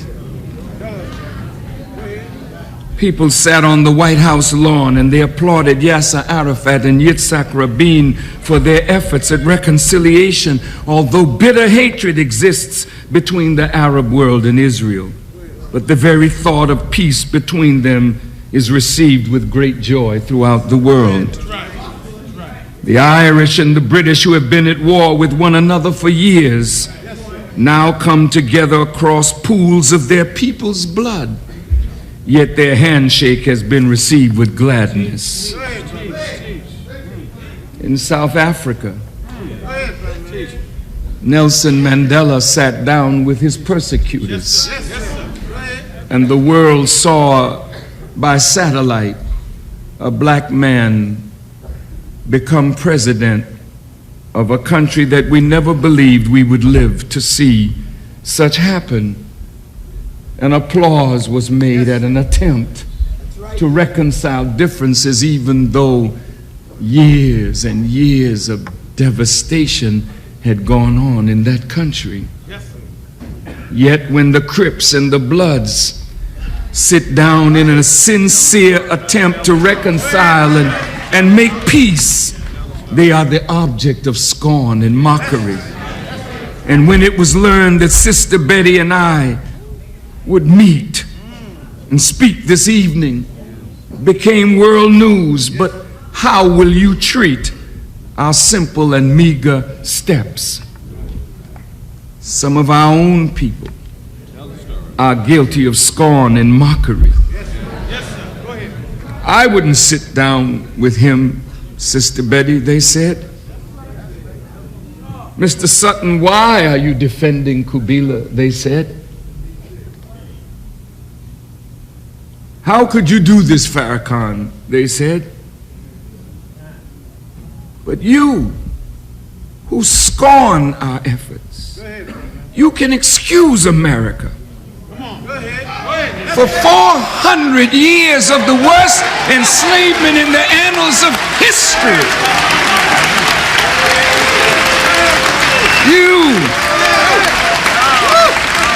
You who scorn and mock our humble beginning of a ruptured family trying to make it back together.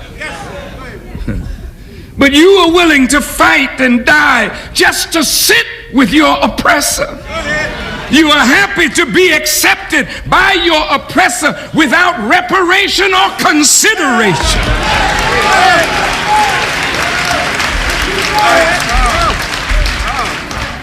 Yet you would mock us for sitting down to try and carve out a future for our people.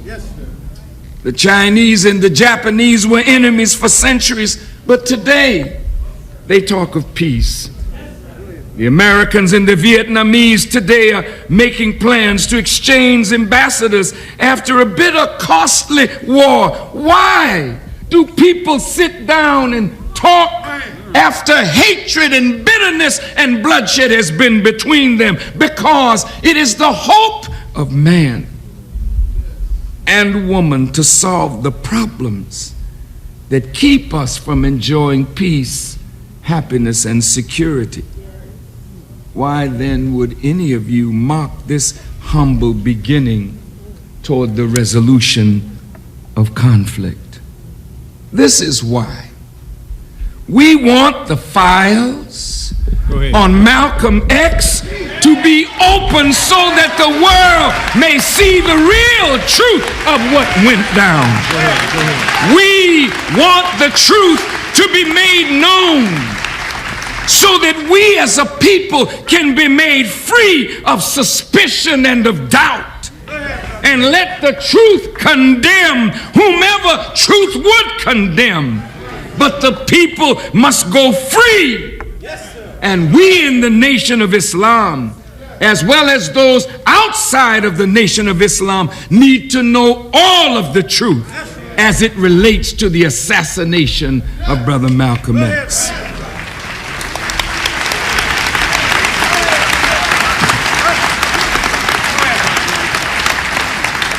In my short meeting with Sister Betty Shabazz, she spoke for a few minutes, and in that few minutes that she spoke, I understood that there's something about this whole drama that I don't know, because I don't know her side. And if you don't know her side, and if you don't know what she went through, and if you don't know why she made the decisions that she made, how can we say we know the truth?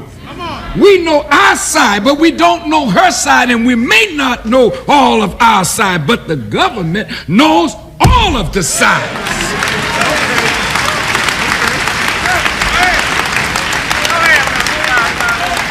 So let's open the files up. Let us all see. Lying demons. They know that Farrakhan had nothing to do with the murder of Brother Malcolm X.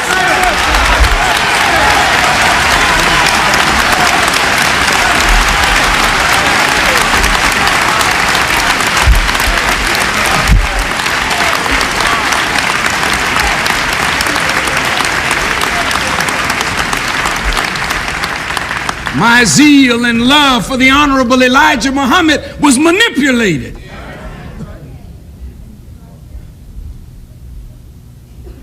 In the government's releasing of Kubila and not taking this case to trial, in one sense it is a great victory, but in another sense, this protects those in government who were involved in the conspiracy. It protects those who paid Fitzpatrick. And it protects the wider scheme of my planned assassination from coming to light. You don't think that the government was stupid enough and dumb enough to concoct such a foolish thing as that? It was a wider scheme. It never was to come to trial. It was supposed to lure me into a fight with Dr. Shabazz and her children.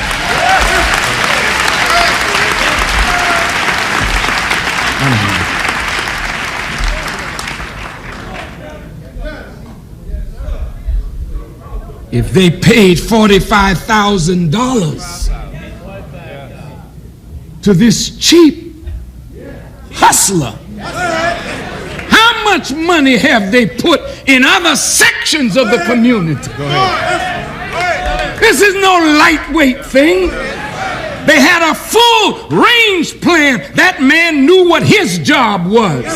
But there are others.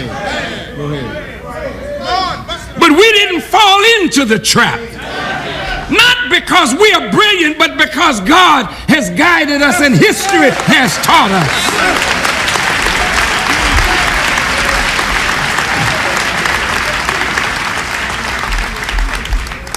None of us in public life who are engaged in the struggle of our people for justice are free from errors or mistakes.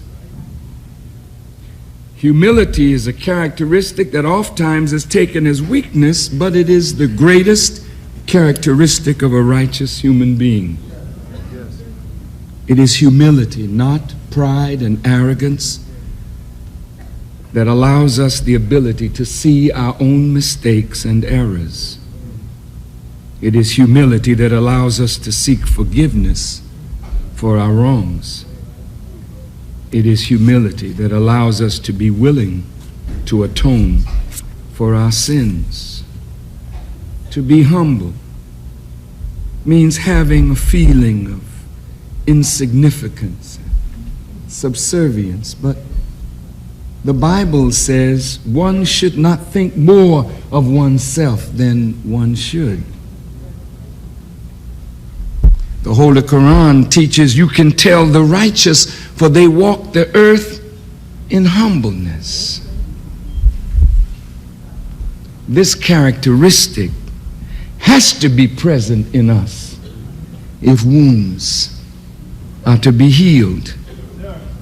Any of us who struggle in this great cause of justice and liberation have no doubt offended others who are also involved in the same struggle. Or we have offended those on the sidelines who watch us as we struggle. The Bible teaches, for in many things we offend all, but if any man offend not in word, the same is a perfect man and able also to bridle the whole body. None of us are blessed to be perfect. So in some way, we have hurt others in our attempt to struggle for justice for our people. This hurt and offense created by words, deeds, misunderstandings, misinterpretations, suspicion, and slander, all are part of our human condition which demands redress. But if we are humble, no matter what our position or station in life, we will recognize wrong when it is pointed out to us and seek forgiveness and make atonement. Forgiving each other is not only necessary, but it is divinely commanded as we struggle with ourselves and as we struggle to build righteous character as we move toward the liberation of our people. And if we cannot forgive each other and set aright our actions and correct the wrongs, then we will go down into the dust from whence we sprung, having left to a future generation the legacy of our arrogance, hatred, bitterness, and our unwillingness to set a better example for our children. Peter asked Jesus, "Master, how often shall I forgive?" And Jesus answered, 70 times 7 times. Why such a number? 70 times 7 actually represents infinity. The spirit of forgiveness is absolutely and vitally necessary to effect redemption, restoration, and reconciliation. We have a prayer that is recorded in the Holy Quran that reads, I have been unjust to myself, and I confess my faults. So grant me protection against all my faults, for none grants protection against faults but thee. Each Muslim is asked to say this prayer, bearing witness of our injustice to self. Now, you know, if we're unjust to self, we are bound to be unjust to others. And therefore, we must seek protection against our faults, and we must be quick in this struggle to forgive, particularly those of us who are well-intentioned. The disciples asked Jesus, Master, teach us how to pray. And he gave his followers a prayer that has become the oft-repeated prayer of Christians. It is called the Lord's Prayer. And in it, Jesus teaches his followers to pray, and there's a particular verse that the supplicant asks God to forgive our trespasses as we forgive those who trespass against us. To trespass is an unlawful act causing injury to the person, property, or rights of another, committed with force or violence, actual or implied. A wrongful entry upon the lands of another, an encroachment of intrusion, an offense, a sin, or a wrong. Jesus knew that even if we followed his teachings, we still would not be free from the commission of sin or injury. So he asked us to pray to the Father for forgiveness for our sins, but he also asked us to have the spirit of forgiveness toward those who have sinned against us. 3 great acts of forgiveness I will mention. The Quran calls the narrative on the life of Joseph as the most beautiful of narratives. The story is tragic. A man being sold into bondage by his own brothers who were envious of him. But he did not respond to his brothers with bitterness and hatred, but he used a heart of mercy. That's where the real beauty was. His heart was so beautiful because it was a heart after God's heart. And so Joseph's heart was used to reconcile the brothers with the father and with each other. Christians always talk about Jesus' torment, and in the midst of excruciating pain on the cross, he said, Father, forgive them, for they know not what they do. Now, our enemies have been doing what they do a long time. And we have been very quick to forgive them. But we have been made very ignorant and not full of love for self. So in our dislike of self, we have blundered and hurt one another tremendously, but we don't have the willingness to forgive a father or forgive a mother, a sister or a brother who has offended us. But Jesus forgave his tormentors. The Prophet Muhammad, in conquering Mecca, forgave all of his enemies. If we, in the closing years of the 20th century, can humble ourselves when we are wrong,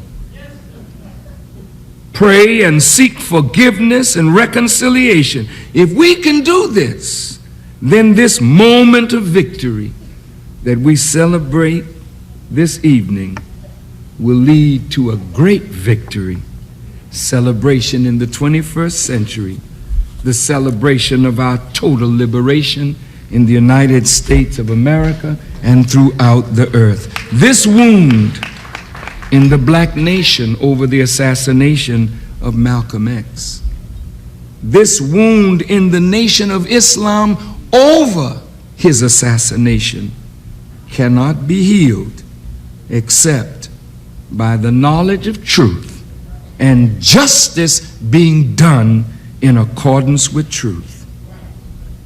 Although the Holy Quran holds prophets and messengers of God blameless and sinless, the Quran states that if God were to punish man for his sins, not one soul would be left alive on the earth. This is why in the nature of God, the quality of mercy is predominant.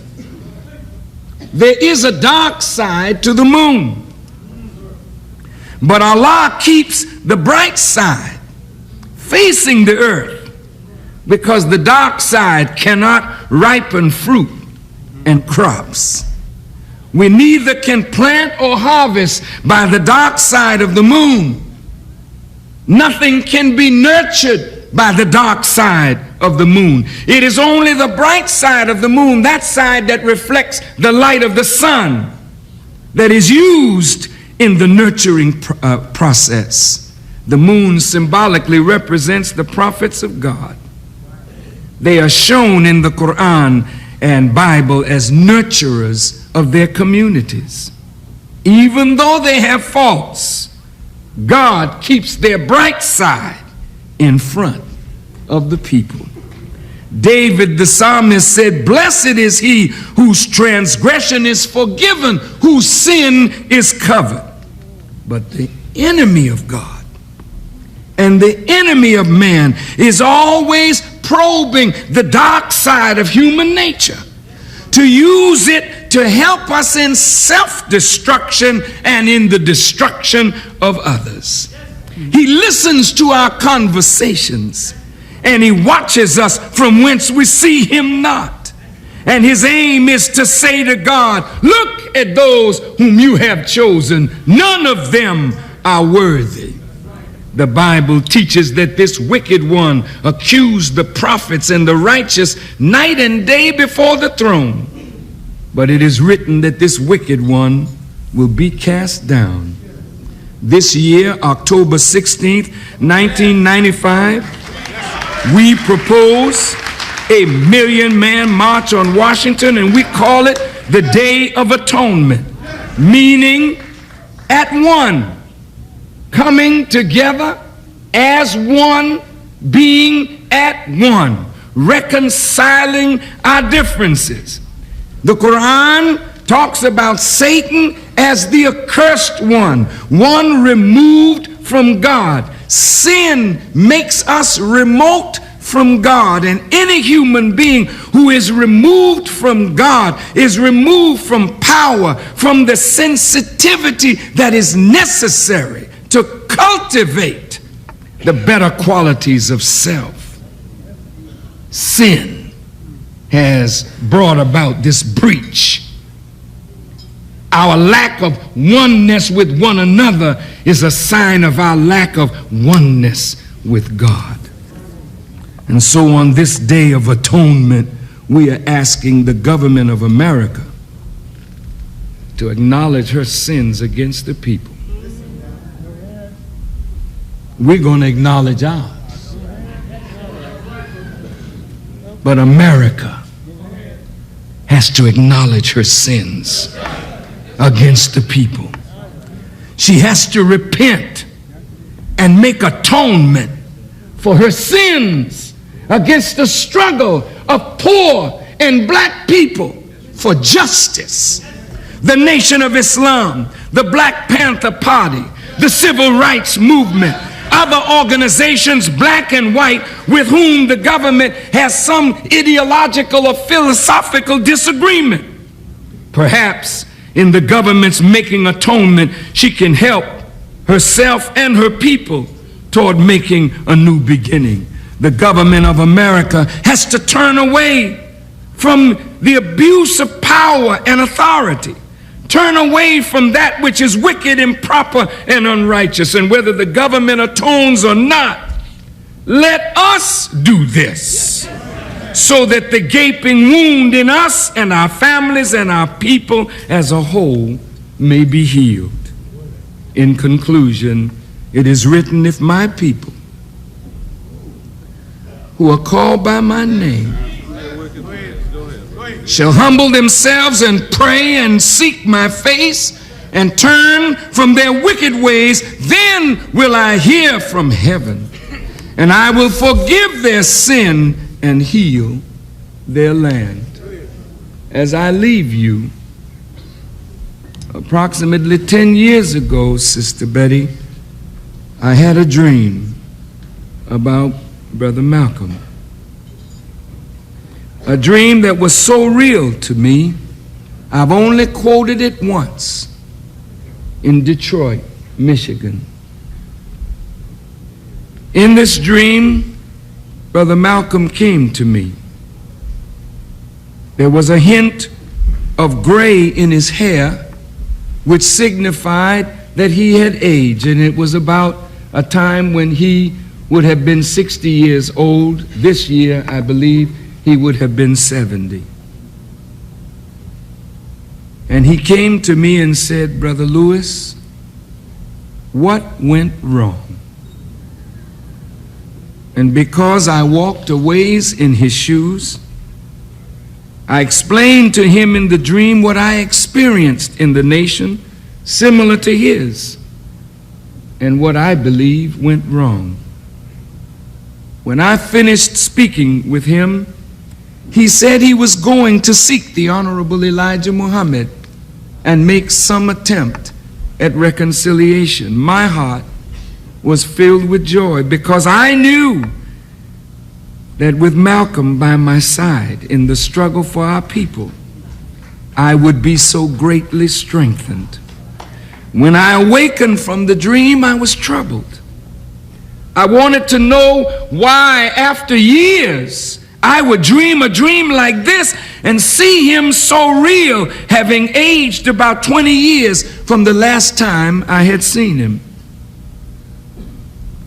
And there, Sister Betty Shabazz, in that same year, I was making a speech in Los Angeles, and before I made the speech, a mutual friend connected me in a telephone conversation with Sister Attila Shabazz, Malcolm's oldest daughter, whom I felt very close to when she was a little girl. This is the first time in those 10 years that I will have mentioned this telephone call. But when I spoke to Attila, she spoke to me of tremendous pain. Pain that she felt as a daughter. That on the 19th of May, so many students would invite her to come and speak, but she would have rather visited her father on his birthday. She thought about a son that she might have, or a child that she might have, that she would like to see sitting on the lap of its grandfather, and she said, that will never be now. I don't recall how long we spoke. I listened a lot. But when I finished that call with Sister Attila, as God is my witness, for nearly the next year,